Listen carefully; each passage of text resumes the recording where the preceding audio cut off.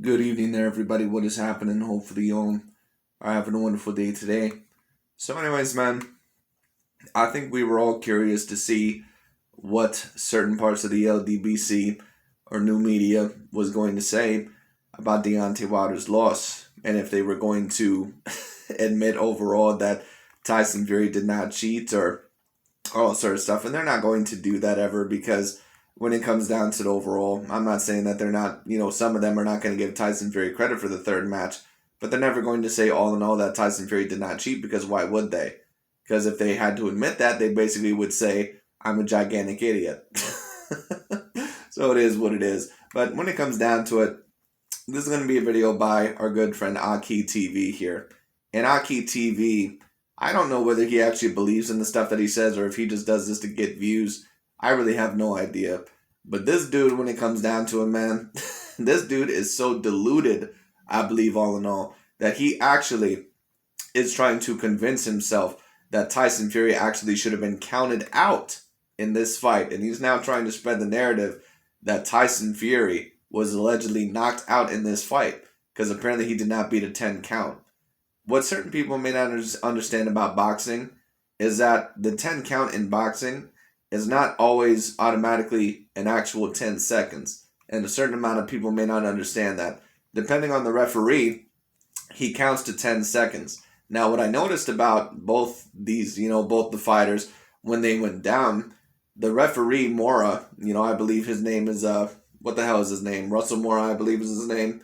He overall gave both of these fighters slow somewhat counts, or he gave them counts overall that would be slower and then say what a normal 10 seconds would be. But that's what a lot of these referees will do. They're not going to go 1, 2, 3, 4. What they go is 1, 2, 3, 4. That's what they do. They count a little bit slower than usual because that's what a 10 count is. And the rule is to beat the 10 count of the referee. But people are such idiots, they actually take the time overall on an actual timer. That's not what boxing is. All you have to do is beat the count of the referee. That's all that's required. And that's what Tyson Fury did. So it is what it is. Anyways, let's get into it. Let's see all in all what he has to say.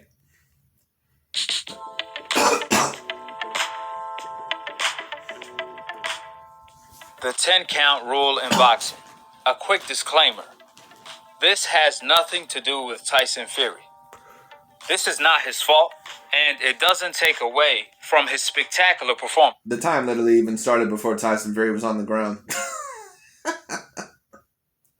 On the trilogy against Deontay Wilder, and it doesn't change anything about the outcome. This is solely the referee's fault and the people in charge.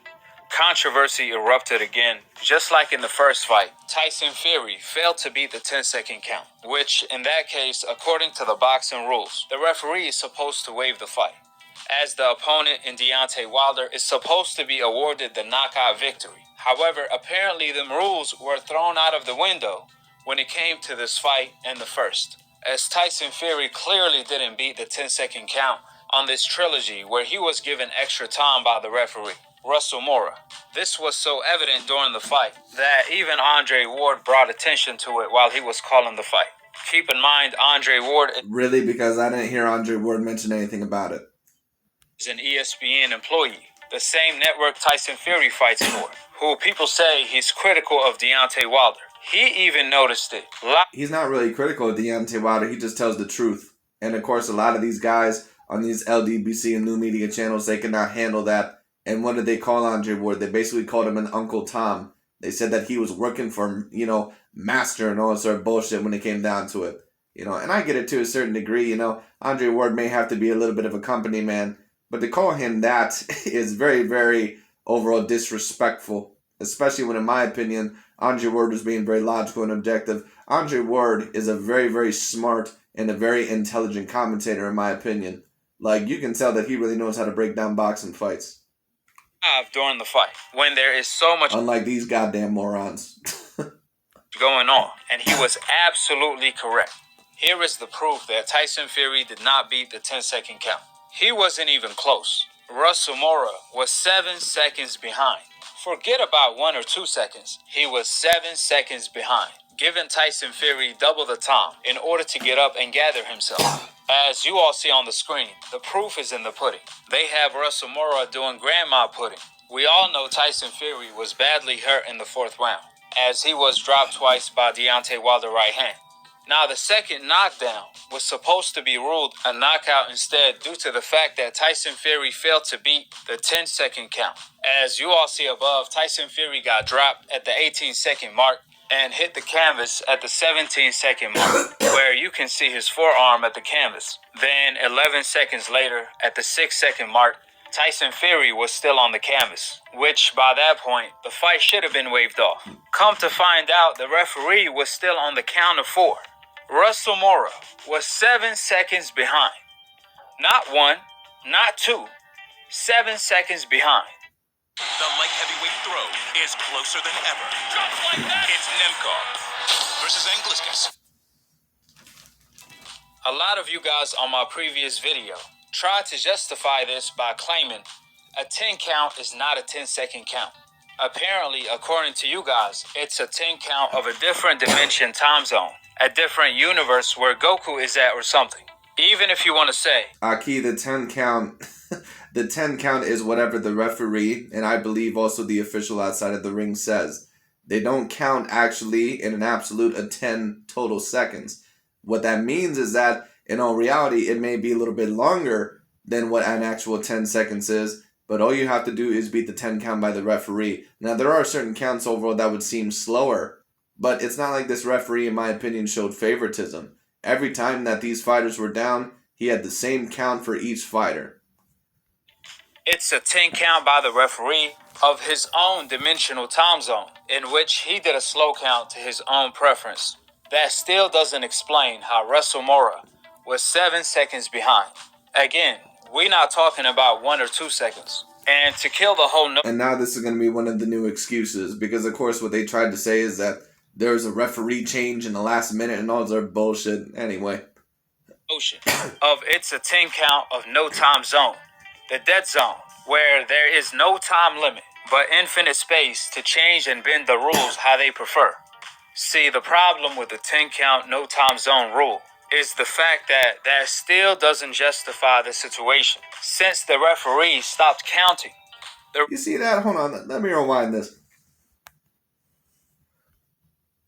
See, the problem with the 10 count no time zone rule is the fact that that still doesn't justify the situation. Since The time literally started before Tyson Fury even completely went on the canvas. the referee stopped counting. The reason why the referee was so behind on time, it wasn't because of his slow count. It was because he stopped counting when he noticed Tyson Fury was hurt and most likely not going to beat the normal count. That's when he stopped counting out of nowhere, instead of waving the fight in order to tell Deontay Wilder to go to his corner. Now, that's all good and dandy, as long the referee goes back and pick the count back up from the timekeepers, where their main job is to assist the referee to keep up with the count. However, Russell Mora stopped counting for like 7 seconds in order to tell Oh, stop, dude. Deontay Wilder to go to the corner. But then when he went back to Tyson Fury, he completely dismissed the 7 seconds that went by, and he picked the count back up where he left off, instead of where the timekeepers are at, giving Tyson Fury all of the time he needs in order to gather himself and get up. That's where the problem lies, and that's why the timekeepers are put there, in order to assess the referee to keep up with the count. But So then why wasn't he counted out? ironically, this is the second time the referee ignored the timekeepers to count. Isn't it so interesting how apparently all these referees are screwing Deontay Wilder over? First it was a Caucasian in, what the hell was that dude's name? I can't remember the guy's name. And then Kenny Bayless, you know, who was a black referee, he screwed over Deontay Wilder. And now Russell Mora, who's a Latino referee, he fucked over Deontay Wilder. Goddamn, Wilder just can't catch a break, can he? At their own pace, at their own time zone, and pause whenever they like. I know Taylor wish he had one of them referees when he fought Chavez Sr., where he was comfortably winning the fight, and in the last minute of the 12th. In my opinion, that was a very poor stoppage. I mean, had that been overall in another round, that would have been fine. But when it came down to the overall, but that's a notoriously known bad stoppage. You know, I mean, I understand that he was hurt, bro, but like, come on, there's 2 seconds left and it's the final round. Like, come on, that's a very poor call. Round he got dropped. However, he managed to get up in 2 seconds, ready to continue. Out of nowhere, the referee stopped the count in order to ask Taylor, "Are you okay?" Even though he was up in 2 seconds. Now, Taylor couldn't hear the referee because the crowd was booming, screaming, and he just got knocked down. So the crowd... Well, let's also be real. I mean, he was quite a bit damaged. But at the end of the day, bro, there's 5 seconds left in the final round. Like, you got to let that go to decision. Come on, man. Was louder than the referee. Then some way, somehow, the referee waves the fight off. Even though Taylor is already standing, not stumbling, with only 2 seconds left in the 12th round. Again, only 2 seconds left for the fight to be over. And the referee waved the fight. He stopped the fight and Chavez won by KO. Meanwhile, Tyson Fury referees are giving him 20 count against Wilder instead of a 10 count. With the facts This dude AKHi is such an embarrassment to the sport of boxing. He really is just embarrassing himself. being laid out, I want to make one thing clear. These are not excuses. These are... Oh, they're not, huh? Okay. facts. Tyson Fury did not beat the 10 count. People lie, men lie, women lie, but numbers and... Yes, and you lie. You lie all the goddamn time. You have no idea what the hell you're talking about. And you really don't even have the right to commentate on boxing because you never know what the hell you're talking about. But it is what it is. Your eyes don't lie. And as you can see with your eyes, Tyson Fury was on the canvas for more than 10 seconds, and he did not beat the 10 count. Therefore, let me ask you guys a question. If a fighter doesn't beat the 10 count, is that ruled a knockout? That's a rhetorical question. Of course it is. Therefore, according to the boxing rules, if the last... Right, but the boxing rules state overall that the referee is the one that constitutes the 10 count. So once again, a 10 count, according to them, may not be an actual 10 seconds, at least according to our time. You see what I'm saying? Like, 10 seconds in boxing is not the same as, say, 10 seconds in a football game. It is what it is, or at least overall when you talk about a 10 count according to the referee. This minute replaced referee Russell Mora did his job right. Wilder would have won by knockout. These are the facts. Always remember that facts over emotion, and facts always trump opinions. That's why you guys always troll in the comment section, but can't even point out. And you wouldn't even put your like to dislike ratio up because you knew damn well that this video would have gotten killed in the ratings. AKHi, you should stick by your opinion, bro. You should stick by your opinion. You should keep the like and dislike things up. You know? Be a brave man. One thing that I said exactly, y'all disagree with. Furthermore, at the end of the day, or at least the night, this is not Tyson Fury's fault. That's what you guys have to realize. This doesn't change the fact that Tyson Fury has... It's not Tyson Fury's fault. I thought that he overall was the one that was causing all this corruption. Why is it not Tyson Fury's fault? Wilder number. For years, I have been saying that stylistically, Tyson Fury is the most challenging fight for Deontay Wilder because of his... Yeah, you also said that overall he's going to get knocked out because he has pillow hands. And you got your ass proved wrong and now your butt hurt. This dude is such a goddamn idiot. Skill, height, and reach, his size, and him having a great chin. While on the other hand, Wilder always has a chin. Let me say this about Tyson Fury. Tyson Fury, he can be knocked down, he can be hurt.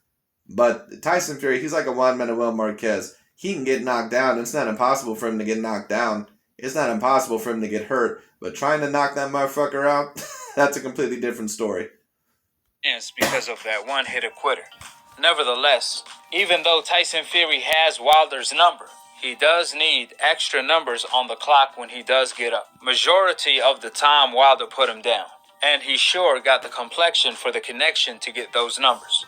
However, even if anybody... Yes, that's why every other Caucasian fighter in recent memory got such an advantage in the big matchups with a black fighter or with a Latino fighter. That's why Gennady Golovkin ended up getting the decision over Canelo Alvarez, right? Oh, wait a minute. That ended up being a draw and it ended up going to Canelo Alvarez. Now, some would debate that Canelo is Caucasian, but a lot of other people would debate that he's Mexican and that he has mestizo or whatever it's called in the Latino culture. I'm not necessarily sure, but, you know, some people know what I'm talking about, you know, those certain traits, or that he's mixed.